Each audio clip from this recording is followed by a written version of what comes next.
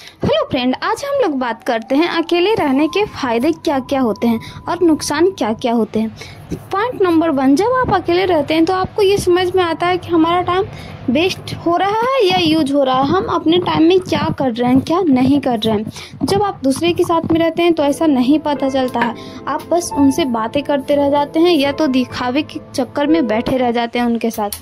But आपको ये समझ ही में नहीं आता है कि कितना देर से बैठे हुए हैं और जो बातें कर रहे हैं हम उनसे, वो सच में मेरा काम का है या नहीं।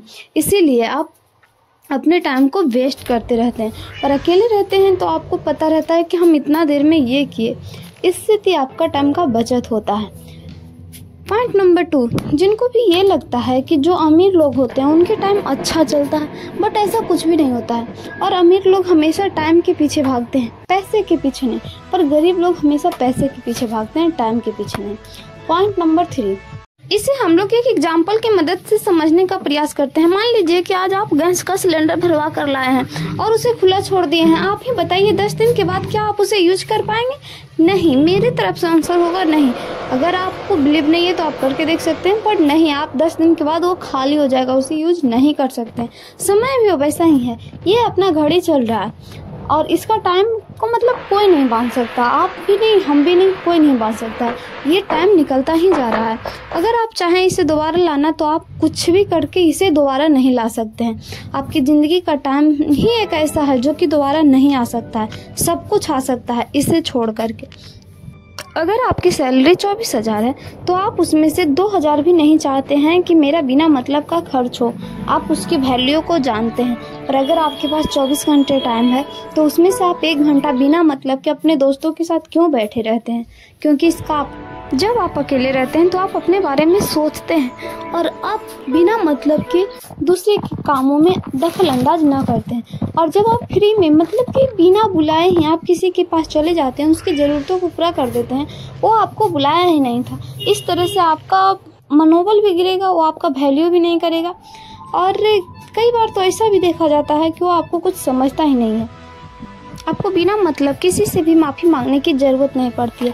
अगर आप किसी के पास ज़्यादा जाते ही नहीं हैं तो आपको इस बात की फ़र्क ही नहीं पड़ेगा कि वो आपके बारे में क्या सोचता है, क्या बोलता है। अगर आप ज़्यादा सब दूसरे के पास रहेंगे, जाएंगे, तो आपको ये बिना मतलब को भी माफ़ी मांगना पड़ेगा, क्योंकि आपको हर समय अगला सताएगा। जब आप अकेले रहते हैं तो वो काम को ज़्यादा करते हैं जो आपको पसंद हो, इससे आपको खुशी मिलती है। इसकी वजह से आपके होठों पे मुस्कान रहता है। भला अपने होठों पे मुस्कान रखने के बजाय इससे भी ज़्यादा और कौन सा ये दुनिया में है जो मूल्यवान वस्तु है? सबसे ज़्यादा मूल्यवान वस्तु है अपनी चेहरे पे मुस्कान रखना, जो कि हमें तभी मिलता है जब हम अकेले रहते हैं। अपना समय का हम अपना वो चीज़ करते हैं जो हमें पसंद हो, उसमें हमें खुशी मिलती है। उसी की वजह से हमारा होठों पे मुस्कान रहता है या हमारे चेहरे पे मुस्कान रहता है। हमारे पास जब ज़्यादा टाइम रहता है, जब हम अकेले बैठे रहते हैं, तो हम कभी कभी कुछ ज़्यादा सोचते भी हैं।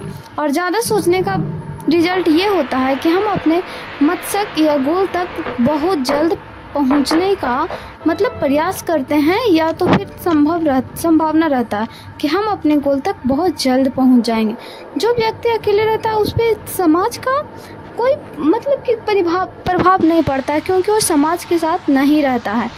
और इसीलिए उसे काम करने का तरीका भी उसका अलग होता है, वो रहने सहने का तरीका भी उसका अलग होता है। क्योंकि वो जब आप किसी भी काम को अकेले करना शुरू करते हैं तो ये डर तो ख़त्म हो जाता है कि अगर इसमें हम असफल हुए तो हमारे साथ जो है वो क्या कहेगा, वो कहेगा क्या, वो जब मेरे साथ है ही नहीं है तो कुछ भी नहीं कह सकता। तो ये डर तो सबसे पहले ख़त्म हो गया। दूसरी बात, अगर इसमें असफलता भी मिलता है तो जो मध्यम कैटेगरी के लोग हैं उन्हें असफलता किसी भी चीज़ में नहीं मिलता है, या तो ज्ञान मिलती है या तो फिर वो उस काम में सक्सेस हो जाते हैं। ये पॉइंट लास्ट है और ये सबसे ज़्यादा मजबूत है, सबसे ज़्यादा अच्छा भी है।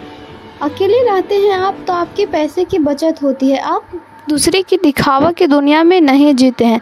बहुत सारे लोग ऐसे होते हैं जिनके पास रहता तो बहुत कम है, पर ये समाज को दिखाने के लिए वो बहुत ऊंचे ऊंचे फेंकते हैं, बहुत ऊंचे ऊंचे खर्च करते हैं, जिससे लगता है कि वो मिडिल क्लास में नहीं है, बट ऐसा करने से उसका लाइफ सिक्योर नहीं होता है और वो दलदल में फंसते जाते हैं। जब उनको कोई मुसीबत आती है तो